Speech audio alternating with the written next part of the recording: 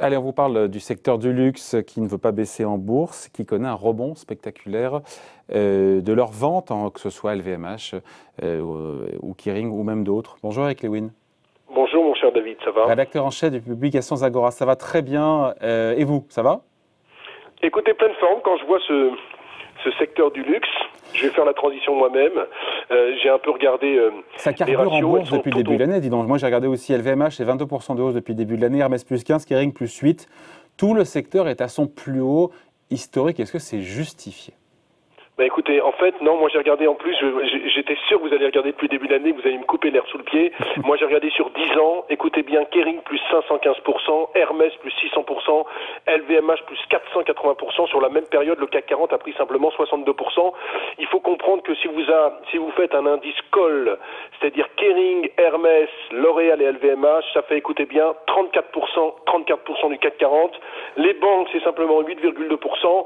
La tech, c'est 8%. Alors le secteur est de plus en plus incontournable. Alors, est-ce que c'est justifié?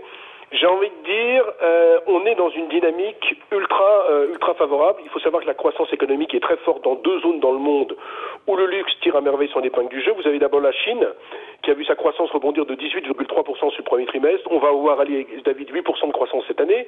États-Unis d'Amérique, vous avez vu la semaine dernière, ça ne vous a pas échappé que les ventes de détail ont progressé de 8,4% le mois dernier, on attendait 5%, et qu'on aura donc une croissance autour de 6% cette année aux États-Unis. Et encore, je suis gentil parce que si franchement le plan Biden est mis à exécution rapidement, on pourrait même avoir entre 7 et 8% de croissance. Donc vous avez deux zones qui se portent bien. L'Europe, on sait très bien que c'est un peu toujours le petit canard boiteux, mais on peut avoir 4% de croissance en Europe. Et donc le contexte reste très porteur, est très porteur, malgré la crise pandémique dont on n'est pas sorti. Le contexte est porteur pour les acteurs du luxe. Ah oui, très porteur. Alors regardez, j'ai pas envie de revenir trop sur LVMH, mais ils font plus 30 en organique, c'est-à-dire hors croissance externe au premier trimestre. Ils font plus 9 par rapport au premier trimestre 2019. L'Asie, hors Japon, LVMH, c'est plus 86%. Envolée de la maroquinerie, les vins et spiritueux. Mais j'ai envie de sortir de l'aspect conjoncturel, David, parce que si je parle des États-Unis et de la Chine qui se portent bien, j'apporte pas grand-chose au débat.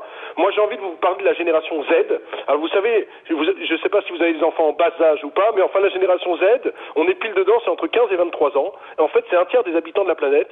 Eh bien, il y a des études qui sortent. Alors, ils veulent posséder le dernier iPhone, la dernière doudoune Moncler. Il y a une étude de l'IFOP qui indique que les marques préférées de cette génération Z, c'est quoi? C'est Gucci qui appartient à Kering ou encore LVMH. Et cette génération, écoutez bien, pourrait représenter d'ici 5 ans plus de la moitié des consommateurs dans le luxe dans le monde. Et puis, il y a quelque chose qu'on n'a pas vu venir, c'est la montée en puissance du e-commerce pour le luxe. Il y a 10 ans, on disait mais jamais on va acheter un sac Chanel, jamais on pourrait acheter une cravate Hermès sur Internet. Le luxe, il y a 10 ans, c'était 4,3 milliards sur le net. C'est maintenant plus de 40 milliards de dollars à l'échelle mondiale. Et on va prendre un exemple, Kering. L'année dernière, les ventes dans le e-commerce ont progressé de 67% et ça représente quand même maintenant 13,5% du chiffre d'affaires.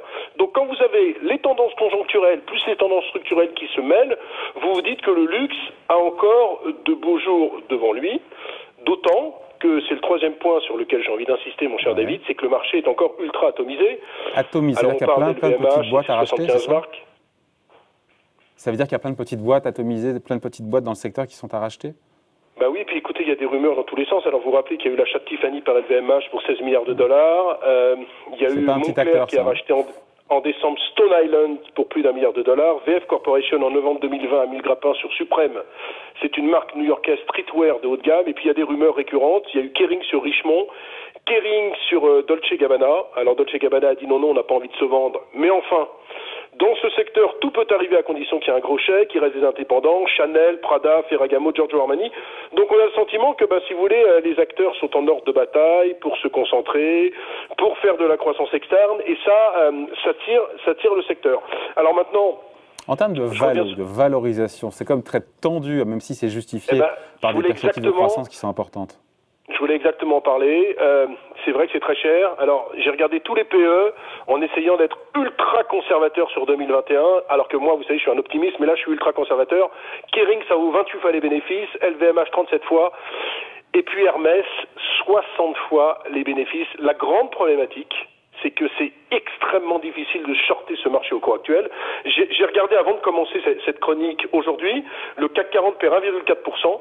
Eh bien, les 3 marques de luxe, malgré le fait, je parle de Kering, d'LVMH et d'Hermès, malgré le fait qu'elles ont beaucoup progressé, elles baissent entre 0,5 et 1%. C'est-à-dire qu'on sent très bien que les investisseurs se disent on ne peut pas shorter le marché du luxe. Alors, bien sûr, il peut y avoir quelques prises de bénéfices, ça peut un petit peu baissoter.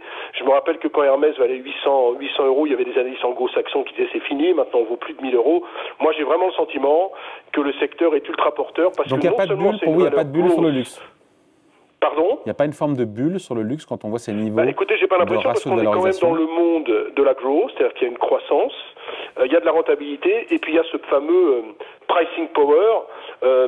Pour tout vous raconter, bon, petit cas personnel, je regardais les doudous de Moncler, elles ont augmenté entre 20 et 25% en l'espace de 2 ans, et pourtant la demande augmente, et donc les particuliers sont toujours sujets à avoir envie d'acheter du Moncler, du Chanel, du LVMH. Donc moi je crois pas du tout qu'il y a une bulle. On peut dire qu'il y a une bulle si on avait des ratios complètement délirants. C'est vrai que sur Hermès, 60 fois les bénéfices, vous allez me dire mais vous dites n'importe quoi, c'est délirant. C'est vrai, mais ils sont quand même entre 35 et 40% en rentabilité d'exploitation. C'est-à-dire quand ils font 100 de chiffre d'affaires, ils gagnent entre 35 et 40. Bref, alors moi je vais vous étonner, moi j'ai pas du tout envie de shorter ce marché du luxe. Alors il y aura des prises de bénéfices, mais rappelez-vous Kering, ça valait il y a 1 mois et demi 530, on se disait c'est la fin de Kering, et bien en 1 mois et demi les investisseurs se sont rués sur la valeur, elle a repris 100 €, elle se retrouve à son plus haut niveau historique. Donc à moins qu'il y ait des mauvaises surprises, je crois que Kering c'est ce soir les résultats, Hermès et jeudi, à moins vraiment de très très mauvaises surprises, notamment sur Kering il y a une petite hésitation sur Gucci parce que le 4e trimestre 2020 n'avait pas été exceptionnel pour Gucci, mais franchement à moins d'une mauvaise surprise, je vois pas du tout les titres du secteur s'effondrer pour le moment, mon cher David. Allez, point de vue signé Eric Lewin, rédacteur en chef des publications Zagora. Merci Eric. Allez vous acheter du Moncler, allez-y.